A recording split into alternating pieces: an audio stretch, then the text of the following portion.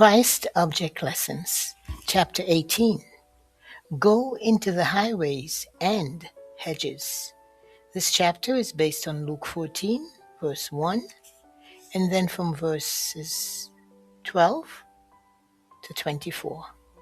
By the parable, Christ showed that they were themselves at that very time rejecting the invitation of mercy, the call to God's kingdom. He showed that the invitation which they had slighted was to be sent to those whom they despised, those from whom they had drawn away their garments as if they were lepers to be shunned. In choosing the guest for his feast, the Pharisee had consulted his own selfish interest.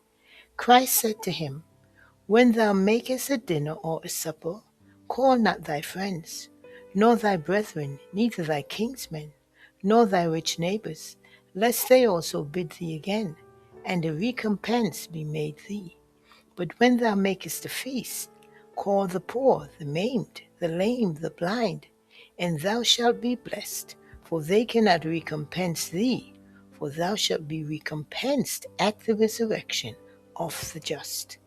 Christ was here repeating the instruction he had given to Israel through Moses. At their sacred feasts, the Lord had directed that the stranger and the fatherless and the widow, which are within thy gates, shall come and shall eat and be satisfied. Deuteronomy 14 and verse 29. These gatherings were to be as object lessons to Israel. Being thus taught the joy of true hospitality, the people were throughout the year to care for the bereaved and the poor. And these feasts had a wider lesson. The spiritual blessings given to Israel were not for themselves alone. God had given the bread of life to them, that they might break it to the world. This work they had not fulfilled. Christ's words were a rebuke to their selfishness. To the Pharisees, his words were distasteful. Hoping to turn the conversation into another channel, one of them, with a sanctimonious air, exclaimed, "Blessed is he that shall eat bread in the kingdom of God." This man spoke with great assurance as if he himself was certain of a place in the heaven. His attitude was similar to the attitude of those who rejoice that they are saved by Christ when they do not comply with the conditions upon which salvation is promised.